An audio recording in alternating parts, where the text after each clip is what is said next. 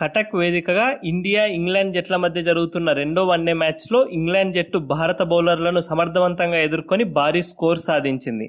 సాధారణంగా buzz ball ని నమ్ముకునే ఇంగ్లాండ్ జట్టు ఈ వన్డే మ్యాచ్లో మాత్రం ఆ రూల్స్ కు భిన్నంగా చాలా నెమ్మదిగా బ్యాటింగ్ చేసి స్కోర్ బోర్డును పెంచుకుంటూ పోయింది. ఈ మ్యాచ్ లో గమనించవలసిన విషయం ఏంటంటే ఇంగ్లాండ్ బ్యాట్స్మెన్లందరూ కూడా ఓపికతో చక్కగా బ్యాటింగ్ చేశారు. ఒక విధంగా చెప్పాలంటే ఇంగ్లాండ్ జట్టు వాళ్ళ అప్రోచ్ ను పూర్తిగా మార్చివేసింది. ఇది ఇంగ్లాండ్ కు మంచి ఫలితాన్నిచ్చింది.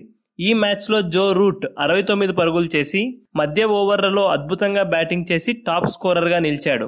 జో రూట్ తన క్లాసీ బ్యాటింగ్ తో మరోసారి ఆకట్టుకొని ఇంగ్లాండ్ బ్యాటింగ్ లైనప్ లో కీలక పాత్ర పోషించాడు. ఇదే మ్యాచ్ లో గిల్ ఏకంగా 3 క్యాచ్లు పట్టి సత్తా చాటాడు.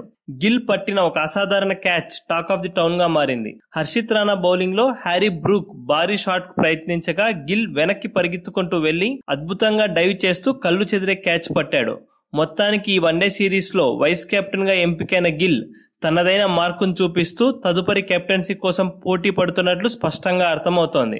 ఇక ఇదే సమయంలో భారత బౌలర్లలో రవీంద్ర జడేజా అసాధారణ బౌలింగ్ తో అదరగొట్టాడు. 10 ఓవర్లు వేసిన జడేజా కేవలం 35 పరుగులు మాత్రమే ఇచ్చి ఏకంగా 3 వికెట్లు పడగొట్టాడు. ఈ మధ్య కాలంలో దేశవాళీ క్రికెట్ లో అద్భుతంగా బౌలింగ్ చేసిన జడేజా అదే ఫామ్ ను ఈ సిరీస్ లో కూడా కొనసాగిస్తూ ఛాంపియన్స్ ట్రోఫీలో తాను ఎంత ప్రమాదకరమో ప్రత్యర్థి జట్లకు తెలియజేశాడు.